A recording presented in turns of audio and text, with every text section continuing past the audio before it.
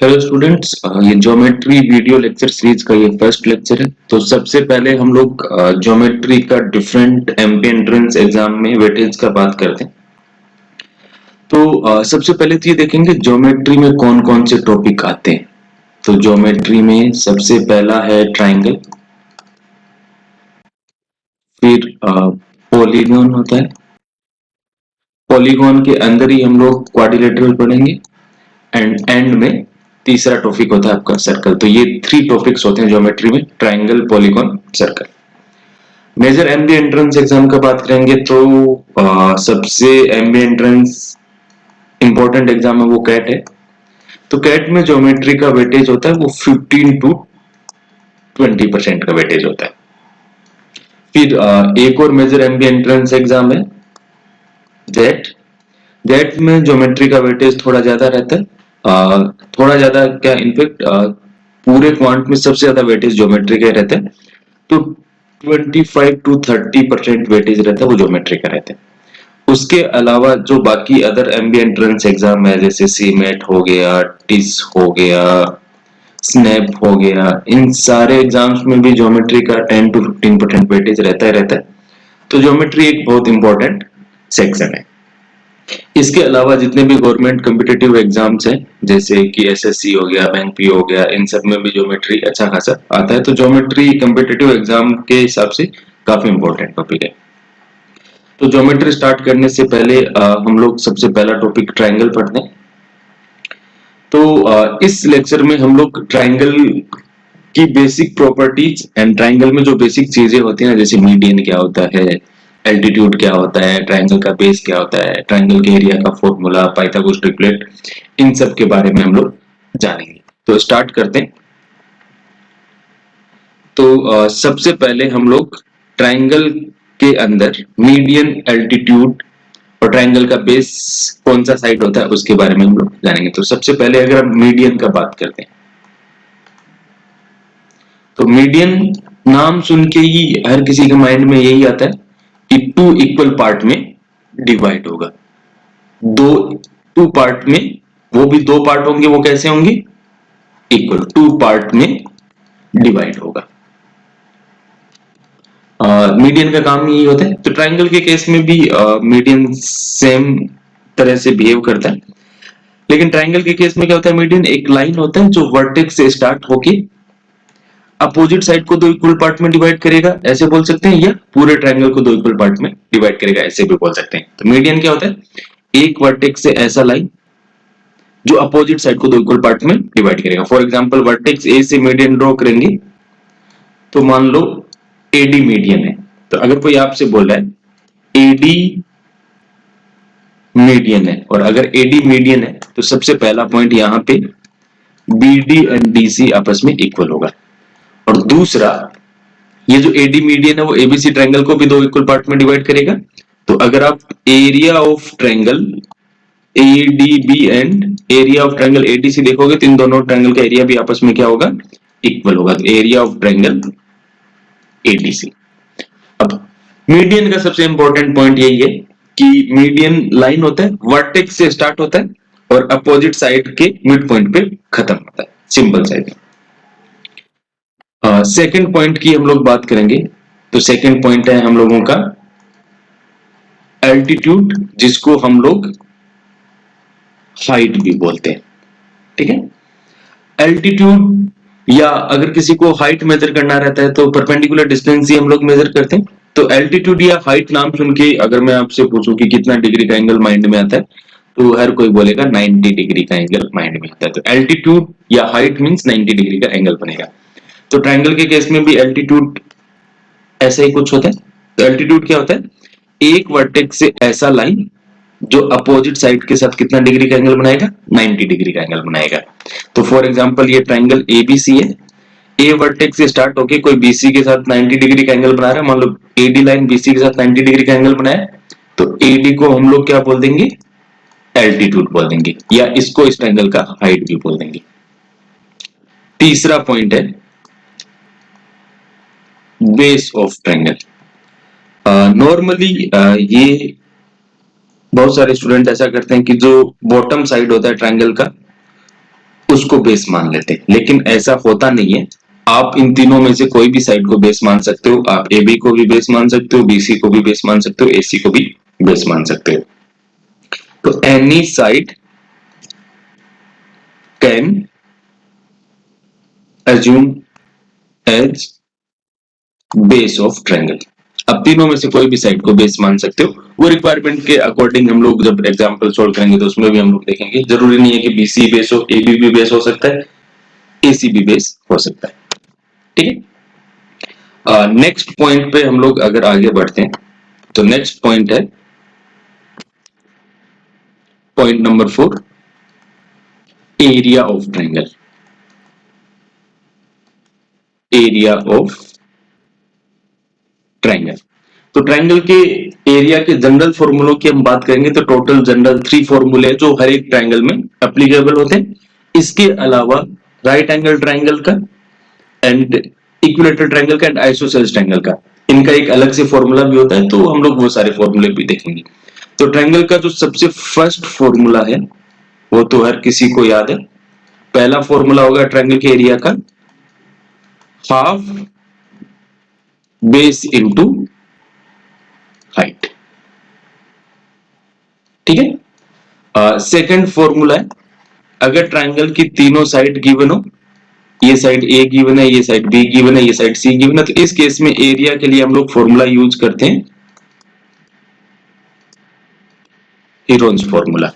तो Heron's formula के according triangle का एरिया क्या हो जाएगा, तो रूट के अंदर S, S minus A, S minus B, S minus C. यहाँ पे अगर हम एस का बात करेंगे तो एस होगा सेमी पेरीमीटर, सेमी पेरीमीटर मतलब पेरीमीटर का हाफ, और कोई भी फिगर का पेरीमीटर क्या होता है, तो सारे साइड का सम। तो एस का वैल्यू क्या हो जाएगा, A plus B plus C divide by 2 हो जाएगा। तीसरा फॉर्मूला, अगर ट्रायंगल की दो साइड्स गिवन हो, ये साइड ए, ये साइड बी गिवन हो, एंड इन दोनों साइड के बीच में एंगल थीटा गिवन हो, तो इस केस में ट्रायंगल के एरिया का फॉर्मूला होता है half A B sine theta. ये काफी इंपॉर्टेंट फॉर्मूला है, कॉम्पिटिटिव एग्जाम में इस फॉर्मूला पे बहुत सारे क्वेश्चंस बनते हैं।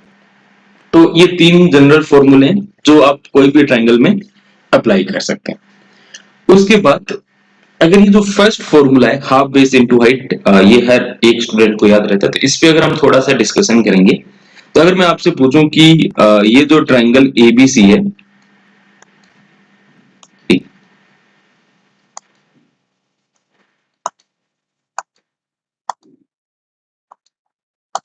ये जो ट्रायंगल एबीसी है इसका बेस क्या होता है, तो बेस में हम लोग लिखें any side can be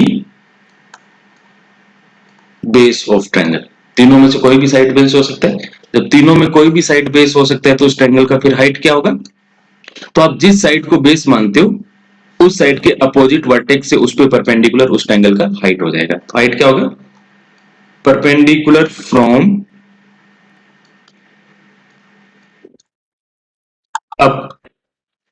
opposite vertex to base.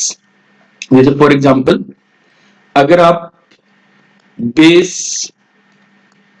BC मानते हैं तो इस ट्रायंगल का हाइट क्या हो जाएगा, तो BC के अपोजिट वर्टेक्स A से BC पे परपेंडिकुलर, तो perpendicular from A to BC। एक और एग्जांपल देखेंगे, तो अगर आप AC को बेस मानते हैं तो इस केस में हाइट क्या होगा, तो AC के अपोजिट वर्टेक्स B है, तो perpendicular from B to AC, ये इस ट्रायंगल का हाइट हो जाएगा। सेकंड फॉर्मूला हीरोन्स फॉर्मूला की बात करेंगे, तो हीरोन्स फॉर्मूला कैसे अप्लाई करते हैं, वो थोड़ा सा आपको पता रहना चाहिए कि फास्ट आप कैसे अप्लाई करोगे। जैसे फॉर एग्जांपल मैं एक एग्जांपल आपको बताता हूं, मान लो एक ट्रायंगल है जिसका साइड 6, 6, 8 गिवन है, इसका आपको एरिया निकालना है। तो एरिया का हम बात करेंगे, तो अगर आप हीरोन फॉर्मूला को ऑब्जर्व करोगे तो ये तो S यानी कि सेमी पेरीमीटर है, तो यहाँ पे सेमी पेरीमीटर कितना होगा, 6, 6, 12, 8, 20 बाई 2, तो सेमी पेरीमीटर आ जाएगा 10। और ये जो ब्रैकेट वाला है S minus A, S minus B, S minus C, ये क्या है, तो ये सेमी पेरीमीटर का तीनों साइड के साथ डेविएशन है। तो यहाँ पे सेमी पेरीमीटर 10 है, 10 का 6 के साथ डेविएशन कितना 4, फिर अगेन 6 के साथ डेविएशन कितना 4 एंड 8 के साथ डेविएशन कितना 2। तो ये डायरेक्टली हम लोग इरॉन्स फॉर्मूला ऐसे अप्लाई कर सकते हैं। अब इसको अगर हम सिंप्लीफाई करेंगे तो 4 into 4 रूट के बाहर जाएगा तो ये 4, ये 2 और 10 का एक 2 बाहर जाएगा तो 2 और रूट के अंदर फिर बचेगा 5। तो ये आपका एरिया आ जाएगा। तीसरा फॉर्मूला, तो अगर दो साइड गिवन है, बीच में एंगल थीटा गिवन है, तो एरिया का फॉर्मूला क्या हो जाएगा half A B sine theta. ये तीन जनरल फॉर्मूले हैं जो आप कोई भी ट्रायंगल में अप्लाई कर सकते हो। इसके अलावा कैलकुलेशन फास्ट करने के लिए आप जो स्पेशल टाइप्स के जो ट्रायंगल होते हैं, जैसे equilateral triangle, isosceles triangle and right angle triangle, उनका भी एरिया का फॉर्मूला याद कर सकते हैं ताकि आपका कैलकुलेशन फास्ट हो। तो फोर्थ अगर हम बात करेंगे इक्विलैटरल ट्रायंगल का बात करते हैं, तो इक्विलैटरल ट्रायंगल का हर किसी को प्रॉपर्टी पता रहता है, ऐसा ट्रायंगल जिसकी तीनों साइड्स इक्वल हो, तो ये साइड ए, तो ये साइड भी ए, ये साइड भी ए, और तीनों साइड इक्वल है तो तीनों एंगल भी इक्वल, तो इस केस में इस एंगल का वैल्यू कितना हो जाएगा 60 60 60 हो जाएगा। तो हम इतना इंफॉर्मेशन से ये जो थर्ड वाला फॉर्मूला है ना half A B sine theta, तो वो फॉर्मूला अप्लाई कर देते हैं, तो ट्रायंगल के एरिया का क्या यहाँ पे क्या बन जाएगा हाफ इन दोनों साइड का मल्टीप्लीकेशन यानी कि ए स्क्वायर इंटू साइन 60, तो ये आपका बन जाएगा हाफ ए स्क्वायर साइन 60 का वैल्यू होता है √3/2, ये सिंप्लीफाई होके बन जाएगा √3/4 ए स्क्वायर। तो ये इक्विलैटरल ट्रायंगल का एरिया। फिर अगर हम राइट एंगल ट्रायंगल का बात करते हैं, तो राइट एंगल ट्रायंगल मैं बना देता हूं। तो राइट एंगल ट्रायंगल में 90 डिग्री के सामने वाले साइड को हम लोग हाइपोटेनस बोलते हैं, तो इससे हमको कोई मतलब नहीं। अगर इसका ये वाला साइड ए यानी कि बेस कितना ए हो जाएगा, और ये वाला साइड बी यानी कि परपेंडिकुलर इसका कितना हो जाएगा बी हो जाएगा। तो जो फर्स्ट बेसिक फॉर्मूला है half A B sine theta वो अप्लाई करेंगे, तो यहाँ से ट्रायंगल का एरिया कितना आ जाएगा हाफ बेस ए इंटू हाइट बी, तो ये आपका बन जाएगा ए बी बाई 2। तो ये जो ए एंड बी है वो हाइपोटेनस को छोड़ के बाकी दो साइड है, तो इसको हम लोग ऐसे लिख सकते हैं multiplication of sides other than hypotenuse divide by 2, तो इससे मेरा कैलकुलेशन फास्ट हो जाएगा। और सिक्स्थ आइसोसेलेस ट्रायंगल का एरिया का बात करते हैं, तो आइसोसेलेस ट्रायंगल में टू साइड्स इक्वल होता है, तो ये साइड ए, ये साइड ए, ये साइड बी, तो यहाँ पे ए इक्वल साइड है बी अनइक्वल साइड है, तो इस केस में एरिया का क्या फॉर्मूला बन जाएगा, तो b/4 रूट के अंदर 4a square minus B square. तो ये तो डायरेक्ट फॉर्मूला आपको याद रखना है। तो इक्विलैटरल ट्रायंगल का area √3/4 a square, right angle triangle का एरिया का formula ab/2, ab a and b hypotenuse को छोड़ के बाकी दो साइड होता है, तो उन दोनों का मल्टीप्लिकेशन डिवाइड बाय 2 हो जाएगा। नेक्स्ट एक बहुत ही इंपॉर्टेंट टॉपिक पे हम लोग बात करेंगे, वो है Pythagoras triplet. Again Pythagoras triplet, Pythagoras आ गया तो मतलब राइट एंगल ट्रायंगल का बात करेंगे, ट्रिपलेट है तो मतलब 3। तो बेसिकली पाइथागोरस ट्रिपलेट क्या होता है, ऐसा 3 पॉजिटिव इंटीजर का सेट होता है जो राइट एंगल ट्रायंगल का साइड्स होता है, या राइट एंगल ट्रायंगल में जो थ्योरम लगता है पाइथागोरस थ्योरम उसको फुलफिल करता है। जैसे कि हम बात करते हैं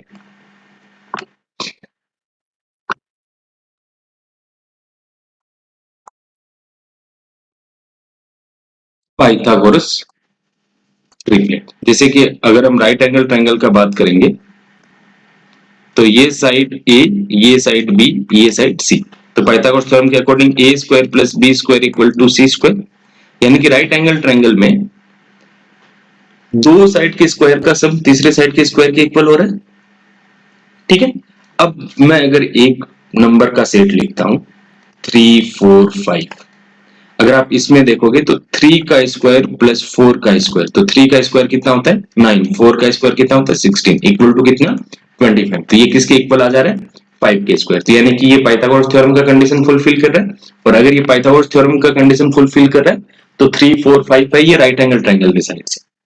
तो कैलकुलेशन आसान करने के लिए कुछ पाइथागोरस ट्रिपलेट आपको याद करना है। तो तीन सबसे इंपॉर्टेंट बेसिक पाइथागोरस ट्रिपलेट्स हैं, जिसमें से पहला है 3 4 5, दूसरा है 5 12 13 एंड तीसरा है 8 15 17। ये तीन से हम लोग स्टार्ट करते हैं, इन तीन को हम लोग याद रखेंगे, ज्यादातर यही तीन यूज होते हैं। ये जो फर्स्ट पाइथागोरस ट्रिपलेट है या कोई भी पाइथागोरस ट्रिपलेट है, अगर आप कोई भी पाइथागोरस ट्रिपलेट को नंबर से मल्टीप्लाई करते हो तो जो रिजल्टिंग होता है वो भी आपका क्या होता है, पाइथागोरस ट्रिपलेट ही होता है। तो जैसे कि 3 4 5 है, अगर आप इसको इंटू 2 कर दोगे, ठीक है, तो ये क्या बन जाएगा 6 8 10, तो ये भी मेरा क्या है, पाइथागोरस ट्रिपलेट है। अगर आप इसको इंटू 3 कर दोगे तो ये क्या बन जाएगा 9 12 15, तो ये भी मेरा क्या है, पाइथागोरस ट्रिपलेट है।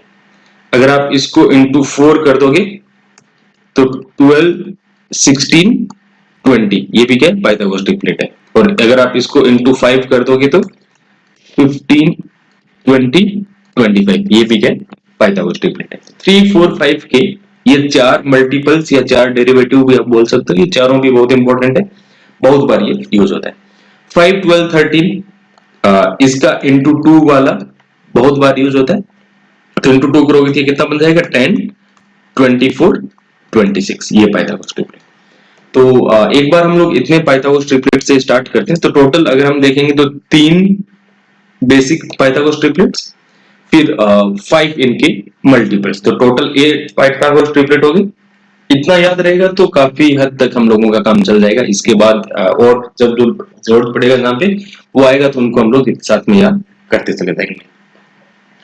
तो ये बेसिक जो ट्राइंगल के अंदर होता है, बेसिक थ्योरी का हम लोग बात की। अब इतने पे या इन सारे कंसेप्ट पे कॉम्पिटिटिव एग्जाम में मेनली कैट में किस टाइप के क्वेश्चंस आते हैं, तो नेक्स्ट हम लोग वो देखते हैं। तो मैं स्क्रॉल करके सीधा क्वेश्चन पे चला जाता हूँ।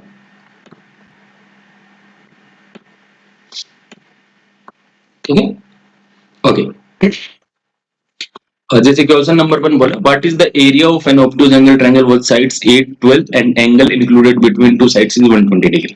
ट्रायंगल के दो साइड्स गिवन है, बीच में एंगल गिवन है, तो आपको एरिया निकालना है। तो थर्ड वाला फॉर्मूला यूज कर लेंगे, half A B sine theta. तो मैं ट्रायंगल बना ही लेता हूं। ये साइड है 8, ये साइड है 12, बीच में एंगल आपका कितना हो जाएगा 120। तो इस केस में एरिया कितना होगा, तो हाफ 8 इंटू 12 इंटू साइन 120। तो ये इसको कट करेगा तो ये 4, तो ये बन जाएगा 48। और साइन 120 का अगर हमको वैल्यू निकालना है तो साइन 120 को हम लोग लिखेंगे साइन 90 प्लस 30। और साइन 90 प्लस 30, 90 आ गया तो साइन किस में चला जाएगा, कोस में, तो ये बन जाएगा कोस 30। कोस 30 का वैल्यू होता है √3/2, तो इसका आंसर हो जाएगा 48 इंटू √3/2, तो 24√3 करेक्ट आंसर आ जाएगा। ठीक है, क्वेश्चन नंबर 2, ये बहुत सिंपल सा क्वेश्चन है। which one of the following cannot be the ratio of angles in a right angle triangle। आपको बताना है गिवन ऑप्शन में से कौन सा ऑप्शन राइट एंगल ट्रायंगल के एंगल्स का रेशियो नहीं है। तो यहाँ पे दो चीजें हैं। पहला चीज तो ये कि कोई भी ट्रायंगल के तीनों एंगल का सम कितना होता है, तो 180। एंड दूसरा, ट्रायंगल राइट एंगल कब होगा, तो जब उसमें एक एंगल 90 डिग्री आ जाएगा। तो हमको ये देखना है, चेक करना है, तीन ऑप्शंस गिवन है, इन तीनों ऑप्शन को चेक करना है कि कहां पे राइट एंगल ट्रायंगल नहीं है। जहां पे नहीं होगा वो मेरा आंसर होगा। ठीक है, जैसे कि फर्स्ट वाले में ट्रायंगल के तीनों एंगल का रेशियो 1:2:3 है, तो तीनों रेशियो का सम 6। और वैसे ट्रायंगल के तीनों एंगल का सम कितना होता है 180। तो 6 180 के इक्विवेलेंट है, तो 1 किसके इक्विवेलेंट हो जाएगा 180/6 यानी कि 30 के इक्विवेलेंट। तो तीनों एंगल कितना कितना हो जाएगा, पहला एंगल 30, दूसरा एंगल 60, तीसरा एंगल कितना 90। 90 आ गया मतलब राइट एंगल ट्रायंगल है, तो ये ऑप्शन मेरा आंसर नहीं होगा। सेकंड वाले में रेशियो में तीनों एंगल का सम 1:1:2 का 4 हो रहा है, तो 4 के इक्विवेलेंट वैल्यू कितना बनेगा 180। तो 1 के इक्विवेलेंट वैल्यू कितना बनेगा 45। तो एंगल कितना हो जाएगा, पहला 45, दूसरा 45 और तीसरा कितना 90। 90 आ गया, मतलब ये वाला ऑप्शन भी आंसर नहीं होगा। थर्ड वाले का बात करते हैं, तो रेशियो में तीनों का सम 10, 10 के इक्विवेलेंट 180, तो 1 के इक्विवेलेंट कितना 18। तो first angle 18, second angle 54, third angle 108। इसमें 90 डिग्री नहीं आया, तो मतलब ये राइट एंगल ट्रायंगल नहीं है, तो ऑप्शन सी मेरा क्या हो जाएगा, आंसर हो जाएगा। ठीक है, नेक्स्ट आगे मूव करते हैं। Question number 3, the sides of a triangle are 5 is to 12 is to 13। Triangle के साइड्स 5 12 13 है। अब अगर आप 5 12 13 को देखोगे तो ये मेरा क्या है, पाइथागोरस ट्रिपलेट है। और अगर ये पाइथागोरस ट्रिपलेट है तो इसका मतलब ये राइट एंगल ट्रायंगल है। तो यहां से एक ये हिडन इंफॉर्मेशन है, अगर आपको पाइथागोरस ट्रिपलेट याद रहेगा तो आपको तुरंत क्लिक करेगा माइंड में कि अच्छा ये तो पाइथागोरस ट्रिपलेट तो राइट एंगल ट्रायंगल हो जाएगा। ठीक है, आगे बढ़ते हैं। ट्रायंगल का साइड्स गिवन है, a rectangle is constructed which is equal in area to the triangle. हमको एक रेक्टेंगल बनाना है, इस रेक्टेंगल का जो एरिया है वो इस ट्रायंगल के एरिया के इक्वल है। और इस ट्रायंगल का एरिया, ये राइट एंगल ट्रायंगल है जिसका हाइपोटेनस कितना है 13। तो इस ट्रायंगल का एरिया क्या हो जाएगा, तो बाकी दो साइड का मल्टीप्लीकेशन डिवाइड बाय 2, तो 5 into 12 कितना 60, 60 by 2 यानी कि 30। तो ट्रायंगल का एरिया तो कितना आ जाएगा 30 आ जाएगा। तो इस रेक्टेंगल का एरिया भी कितना होगा 30 होगा। इसका विड्थ 10 गिवन है, तो ये विड्थ आपका 10 गिवन है। अब एरिया 30 है तो ये वाला लेंथ आपका कितना हो जाएगा 3 हो जाएगी। ये 3 ये 10, तो पेरीमीटर आपका कितना हो जाएगा 10 10 20 3 3 6, तो पेरीमीटर हो जाएगा आपका 26। तो करेक्ट आंसर आपका कौन सा हो जाएगा, तो ऑप्शन डी आपका करेक्ट आंसर, क्योंकि ए बी सी तीनों में 26 आपको नहीं गिवन। नेक्स्ट क्वेश्चन नंबर 4, ये काफी इंपॉर्टेंट टाइप का क्वेश्चन है, इसको लेटर टाइप बोलते हैं। और ऐसा कोई कॉम्पिटिटिव एग्जाम नहीं होगा जिसपे लेटर पे क्वेश्चन नहीं आया। तो क्वेश्चन नंबर 4 को हम लोग दो तरीके से सॉल्व करेंगे।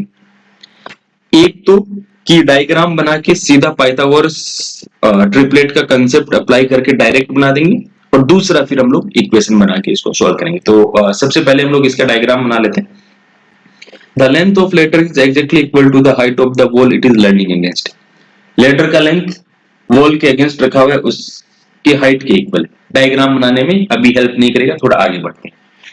ये वाला स्टेटमेंट है, ये इंपॉर्टेंट है। If lower end of the ladder is kept on stool of height 3 metre, ladder का लोअर एंड है वो स्टूल पे रखा हुआ है, स्टूल का हाइट 3 मीटर की बने, and stool is kept 9 metre away from the wall. तो अगर हम डायग्राम बनाएंगे तो मान लो ये है दीवार, ये ग्राउंड है, यहां पे एक स्टूल रखा हुआ है, स्टूल का हाइट है 3 मीटर, और स्टूल है वो लेटर से कितना डिस्टेंस पे है, तो 9 मीटर के डिस्टेंस पे। The upper end of the ladder is coincide with top of the wall. तो लेटर का जो लोअर एंड है वो तो स्टूल पे रखा हुआ है, और अपर एंड है वो वॉल के साथ कोइंसाइड कर रहे हैं। तो लेटर वो आपका ऐसा रखा हुआ है। ठीक है, तो आपको बताना है then height of the wall, wall का हाइट निकालना है। तो हाइट वेरिएबल अभी नहीं मानते, पाइथागोरस ट्रिपलेट से हम लोग सोल्व करने का ट्राई करते हैं। यहाँ पे ये इंफॉर्मेशन इंपॉर्टेंट है, जो अब फर्स्ट वाला जो स्टेटमेंट है, अब इसको हम लोग यूज करते हैं। The length of ladder is exactly equal to the height of the wall leaning against. Ladder का लेंथ और दीवार का हाइट इक्वल है। तो अगर हम वेरिएबल अज्यूम भी करते हैं, तो अगर हम लेटर का लेंथ h मानते हैं, ठीक है, तो वॉल का हाइट भी h हो जाएगा, और लेटर का लेंथ भी आपका कितना h हो जाएगा, ये मैंने अज्यूम किया। अब देखो लेटर के क्वेश्चन में हमेशा ये ध्यान रखना है कि कहीं ना कहीं एक लाइन ड्रॉ करके या ऑलरेडी जो गिवन डायग्राम बन रहा है उसको ऑब्जर्व करके कि आप कोई ना कोई एक राइट एंगल ट्रायंगल बना लो। तो यहाँ पे अगर हम राइट एंगल ट्रायंगल बनाने जाएंगे, तो स्टूल के टॉप से अगर हम दीवार पे परपेंडिकुलर ड्रॉ करेंगे तो ये मेरा राइट एंगल ट्रायंगल बन गया। ठीक है, इस राइट एंगल ट्रायंगल का हमको ये साइड पता है कि ये साइड कितना होगा 9 होगा। तो इसका एक अप्रोच तो ये है कि आपको ऐसा पाइथागोरस ट्रिपलेट सोचना है जिसमें 9 आ जाए। तो आपको बेसिक पाइथागोरस ट्रिपलेट 3 4 5 ये वाला है। अगर आप इसको इंटू 3 करोगे तो ये कितना बनेगा? 9 12 15। तो ये मेरा पाइथागोरस ट्रिपलेट है जिसमें 9 आ रहा है। तो ये 9 है, ये 12 है, ये 15 है। अब देखो, अगर ये बॉटम लेंथ 9 है तो ये साइड तो हम लोगों ने ऑलरेडी यूज हुआ है। अब आपके पास बच गया 15 एंड 12। अब 15 एंड 12 का यूज करेंगे तो आपको पता है राइट एंगल ट्रायंगल में हाइपोटेनस लार्जेस्ट होता है। तो इस ट्रायंगल का हाइपोटेनस कितना हो जाएगा? 15। तो ये बचा हुआ कितना बन जाएगा? 12। तो यहां से लेके यहां तक ये 12 होगा। और यहां से लेके यहां तक अगर ये 12 हो रहा है तो ये दीवार का टोटल हाइट कितना हो जाएगा? तो 12 में 3 ऐड होकर टोटल हाइट कितना बन जाएगा? ये भी कितना बन जाएगा? 15 बन जाएगा। तो ये जो फर्स्ट कंडीशन है कि लेटर का लेंथ और वॉल का हाइट इक्वल है, तो ये कंडीशन मेरा फुलफिल हो रहा है क्योंकि लेटर है वो हाइपोटेनस है जिसका वैल्यू भी 15 माने, दीवार का हाइट भी 15। यानी कि ये जो पाइथागोरस ट्रिपलेट है वो इस कंडीशन को फुलफिल कर रहा है। और ये पाइथागोरस ट्रिपलेट इस कंडीशन को फुलफिल कर रहा है तो दीवार wall the height of the wall, तो वॉल का हाइट मेरा कितना आ जाएगा? 15 आ जाएगा। तो डायरेक्ट मैं ऑप्शन बी मार्क कर। अब वही अगर इस डायग्राम को मैं वापस से बना देता हूं, अगर आप इक्वेशन बनाना चाहेंगे तो ये दीवार, ये स्टूल का 3 मीटर, ये 9 मीटर, स्टूल के टॉप से दीवार के टॉप पे ये लेटर रखा हुआ है, इन दोनों का हाइट इक्वल है तो ये h, तो दीवार का हाइट भी कितना? h हो जाएगा। प्रोसेस सेम फॉलो करना है, राइट एंगल ट्रायंगल बनाना, तो स्टूल के टॉप से इस पे परपेंडिकुलर ड्रॉ कर दो। और अब ये वाला राइट एंगल ट्रायंगल हम लोगों को ऑब्जर्व करना है, ये जो रेड वाला है। इस राइट एंगल ट्रायंगल में ये साइड तो 9 मेरे को पता है, ये साइड h पता है, और अगर हम यहां से लेके यहां तक ये साइड देखेंगे तो ये मेरा कितना बनेगा? h - 3 बनेगा। अब इसमें पाइथागोरस थ्योरम लगाएंगे तो h - 3 का स्क्वायर प्लस 9 का square equal to h square. तो ये तो बन जाएगा h स्क्वायर प्लस 9 माइनस का 6h plus 81 equal to h square. h square cancel out, ये बन जाएगा 90 इक्वल टू 6h। तो h का वैल्यू कितना आ जाएगा? 15 आ जाएगा। ठीक है, नेक्स्ट क्वेश्चन नंबर 5 पे आ जाते हैं। ये भी सेम कंसेप्ट से हम दो मेथड से सॉल्व करेंगे। सेम लेटर एंड वॉल पे क्वेश्चन है, तो एक तो पाइथागोरस ट्रिपलेट वाला मेथड एंड दूसरा हम लोग जो नॉर्मल इक्वेशन बना के जो सॉल्व करते हैं उस हिसाब से। ठीक है, तो पहला तो एक बार डायग्राम कैसे बन रहा है वो एक बार हम लोग देखते हैं। Ladder leans against a vertical wall, तो वॉल के अगेंस्ट लेटर रखा हुआ है। The top of ladder is 8 metre above the ground. इतने से मेरे हिसाब से डायग्राम बनी जाएगा। मान लो ये दीवार वॉल, ये ग्राउंड, ऐसे लेटर रखा हुआ है, ऐसे लेटर रखा हुआ है। लेटर का टॉप है वो ग्राउंड से 8 मीटर अबव है। ठीक है, ये जो स्टेटमेंट है ये इंपॉर्टेंट है। When the bottom of the ladder is moved 2 metre farther away from the wall, ये लेटर का बॉटम है। अगर आप इसको 2 मीटर इधर खिसकाते हैं या 2 मीटर इधर मूव करवाते हैं तो लेटर का टॉप है वो वॉल के फुट पे आ जाएगा। यानी कि ये जो टॉप है ना ये यहां पे आ जाएगा। तो आपको बताना है द लेंथ ऑफ लेटर कितना होगा। तो ये जो लेटर जो बना हुआ है इसका लेंथ कितना होगा। तो अगर हम इतने से डायग्राम में पाइथागोरस ट्रिपलेट से अगर हम सॉल्व करना चाहेंगे तो सबसे पहले हम ये देखेंगे कि ऐसा कौन सा पाइथागोरस ट्रिपलेट है जिसमें 8 आता है। तो एक तो अगर आप पहला पाइथागोरस ट्रिपलेट 3 4 5 का डेरिवेटिव देखोगे इंटू 2 वाला तो कितना बनेगा? 6 8 10। ठीक है, ये पाइथागोरस ट्रिपलेट है जिसमें 8 आ रहे हैं। तो 8 को तो मैंने ऑलरेडी यूज कर लिया। फिर अगर हम हाइपोटेनस का बात करेंगे तो हाइपोटेनस कितना हो जाएगा? मेरा हो जाएगा 10 हो जाएगा। और अगर हाइपोटेनस 10 है तो ये जो बॉटम वाला साइड है वो मेरा कितना होगा? 6 होगा। तो इस पाइथागोरस ट्रिपलेट के अकॉर्डिंग इस राइट एंगल ट्रायंगल के ये तीनों साइड्स होंगे। अब अगर हम इसके बॉटम को 2 मीटर पीछे मूव करवाते हैं, 2 मीटर इधर मूव करवाते हैं, तो ये टोटल डिस्टेंस मेरा कितना बन जाएगा, 8 बन जाएगा। जैसे ये 8 बनेगा और अभी इस कंडीशन के अकॉर्डिंग लेटर का लेंथ 10 है, तो ये जो लेटर है इसका जो टॉप है वो वॉल के फुट पे नहीं आ पाएगा, क्योंकि वॉल पे फुट पे आने के लिए लेटर को हॉरिजॉन्टल होना पड़ेगा। लेटर हॉरिजॉन्टल कब होगा, जब लेटर का लेंथ और ये वाला डिस्टेंस इक्वल होगा। लेकिन यहाँ पे लेटर का लेंथ ज्यादा है, तो इसका मतलब लेटर का जो टॉप है वो वॉल के फुट पे नहीं आएगा, तो इसका मतलब ये वाला जो पाइथागोरस ट्रिपलेट है ये मेरा आंसर नहीं होगा। ठीक है, तो फिर हम दूसरा पाइथागोरस ट्रिपलेट देखते हैं जिसमें ये सब बात है। तो मैं वापस से थोड़ा सा इस डायग्राम में जो अभी कैलकुलेशन किया उसको मैं मिटा देता हूं। तो नेक्स्ट पाइथागोरस ट्रिपलेट जिसमें 8 है, तो सेकंड वाला पाइथागोरस ट्रिपलेट है वो है मेरा 8, 15, 17। अब ये साइड 8 यूज हो चुका है, ये हाइपोटेनस लार्जेस्ट साइड ये 17 होगा, तो ये वाला 15 होगा। अब देखो, अब इस लेटर के बॉटम को 2 मीटर इधर मूव करवाओगे तो ये टोटल लेंथ कितना बन जाएगा, 17, और लेटर का लेंथ भी कितना है, 17। तो इस वाले केस में लेटर हॉरिजॉन्टल हो जाएगा, यानी कि लेटर का टॉप है वो वॉल के फुट पे आ जाएगा।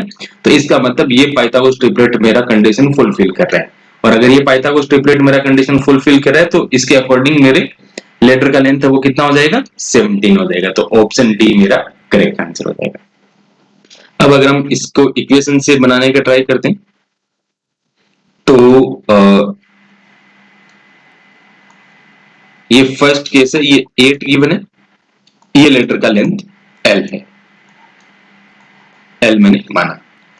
ठीक है, इसको 2 मीटर इधर मूव करवाएंगे तो लेटर मेरा ऐसा हो जाएगा, तो ये लेंथ भी मेरा कितना होगा, लेटर के लेंथ के इक्वल, यानी कि L होगा। और अगर ये लेंथ L है तो अगर मैं पूछूं यहां से लेके यहां तक ये लेंथ कितना होगा, तो ये लेंथ मेरा कितना होगा, L-2 होगा। अब इस राइट एंगल ट्रायंगल में पाइथागोरस थ्योरम लगाएंगे, तो 8 का स्क्वायर प्लस L-2 का square equal to L square. तो 8 का स्क्वायर तो 64 plus L square plus 4 minus 4L equal to L square. L square cancel out, 64 4 कितना, 68 इक्वल टू 4L। तो L का वैल्यू कितना आ जाएगा, 17 आ जाएगा। तो यहां से भी लेटर का लेंथ कितना आ जा रहा है, 17 आ जा रहा है। नेक्स्ट आगे बढ़ते हैं, क्वेश्चन नंबर 6। ये क्वेश्चन फर्स्ट टाइम में जो इसको बनाने का ट्राई करता है तो ये क्वेश्चन थोड़ा सा कॉम्प्लेक्स लगता है, क्योंकि जनरली अगर कोई भी देखेगा ट्रायंगल का 2 साइड गिवन है, एरिया गिवन है, तीसरा साइड निकालना है तो हीरोन्स फॉर्मूले की तरफ लोग जाते हैं। लेकिन अगर आप हीरोन्स फॉर्मूला इसमें अप्लाई करोगे तो कैलकुलेशन बहुत ही कॉम्प्लेक्स सा हो जाएगा। तो कैट का क्वेश्चन है, तो स्टैंडर्ड क्वेश्चन है। तो कई बार क्या होता है कि स्टैंडर्ड क्वेश्चंस का सॉल्यूशन हम लोगों को ध्यान रखना होता है कि अच्छा इस टाइप का क्वेश्चन है तो इसको ऐसे हम सॉल्व करेंगे। तो इस क्वेश्चन को सॉल्व करने के लिए आपको क्या करना है, हीरोन्स फॉर्मूला नहीं अप्लाई करना है आपको। ट्रायंगल, चलो मैं सबसे पहले ट्रायंगल बना देता हूं। ये मैंने ट्रायंगल बना लिया। हम लोग क्या करेंगे, ये जो 20 है ना, ये साइड मान लो 20 मान लेते, तो ये साइड मेरा कितना बन जाएगा, 10 बन जाएगा। ठीक है, तो हम क्या करेंगे, 20 को बेस मानेंगे और एरिया का यूज करके इस ट्रायंगल का हाइट निकालेंगे। तो अगर हम 20 को बेस मान रहे हैं तो इस ट्रायंगल का हाइट क्या होगा, इस वाले वर्टेक्स से 20 पे परपेंडिकुलर इस ट्रायंगल का हाइट होगा।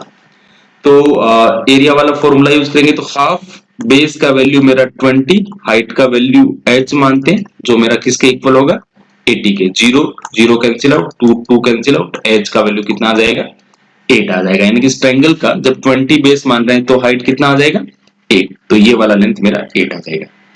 और अब यहाँ पे 2 राइट एंगल ट्रायंगल देख रहे हैं, तो सबसे पहले ये जो लेफ्ट वाला राइट एंगल ट्रायंगल है जिसका एक साइड 10 है एक साइड 8 है, पाइथागोरस ट्रिपलेट से देखेंगे तो ये साइड का लेंथ मेरा कितना आ जाएगा, 6 आ जाएगा।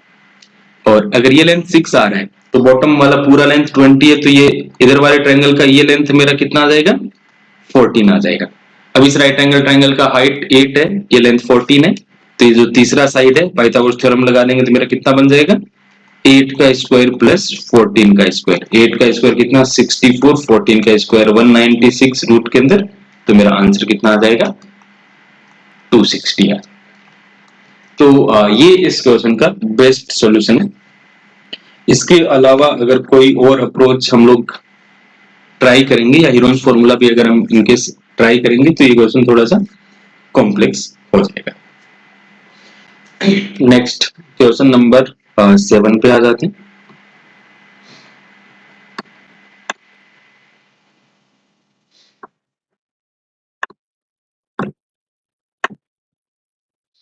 क्वेश्चन नंबर 7 में बोला है the internal bisector of angle A in a triangle ABC meets side BC at point B.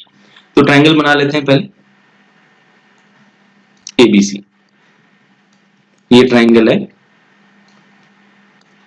A B C.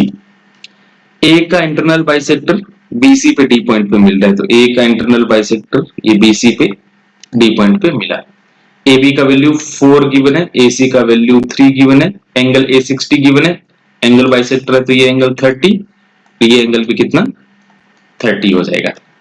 तो हमको बताना है एडी का लेंथ कितना होगा। तो ये तो बहुत सिंपल है। अगर हम एडी देखेंगे तो एडी जो लाइन है वो एबीसी ट्रायंगल को दो पार्ट में डिवाइड कर रहा है, तो एडीबी ट्रायंगल और एडीसी ट्रायंगल का एरिया बड़े वाले ट्रायंगल एबीसी के इक्वल होगा। तो यहाँ पे हम लोग कंसेप्ट यूज करेंगे area of triangle ADB plus area of triangle ADC equal to area of triangle ABC. और दो साइड गिवन है, बीच में एंगल गिवन है, तो एरिया का फॉर्मूला हम यूज करेंगे half A B sine theta. तो एडीबी का एरिया कितना होगा, तो हाफ, एक साइड 4 गिवन है, दूसरा side AD into sine 60 sorry sine 30 plus ADC का एरिया कितना होगा, तो हाफ, एक साइड 3, एक साइड एडी एसी,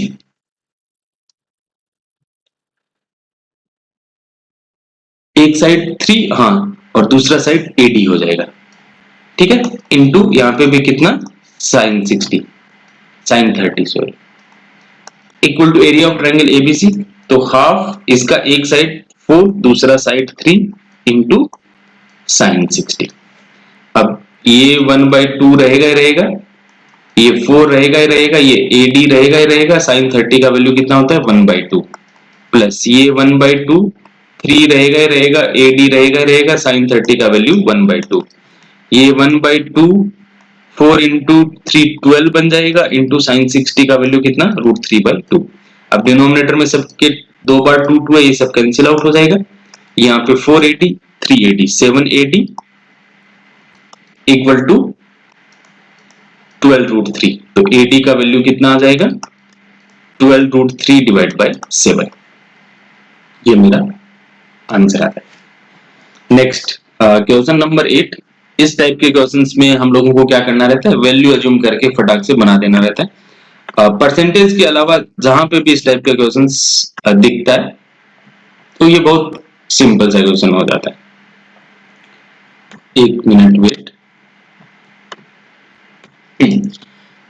इसमें बोल रहा है when base of triangle increase by 10% and altitude to this base decrease by 10%, तो ट्रायंगल के एरिया में कितना होगा। तो एल्टीट्यूड टू दिस बेस यानी कि हाइट का बात कर रहे हैं, तो ओरिजिनली बेस को 10 मान लेते हैं, हाइट को भी 10 मान लेते हैं, तो एरिया कितना होगा, तो हाफ 10 इंटू 10 यानी कि हाफ इंटू 100।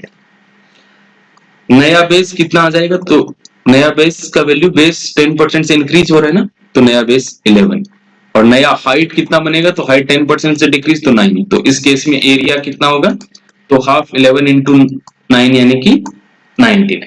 अब ये हाफ दोनों में ये परसेंटेज चेंज में फर्क नहीं डालेगा, तो ऐसे समझो 100 से 99 हो गया, तो आपका एरिया है वो 1% से डिक्रीज कर जाएगा, ठीक है।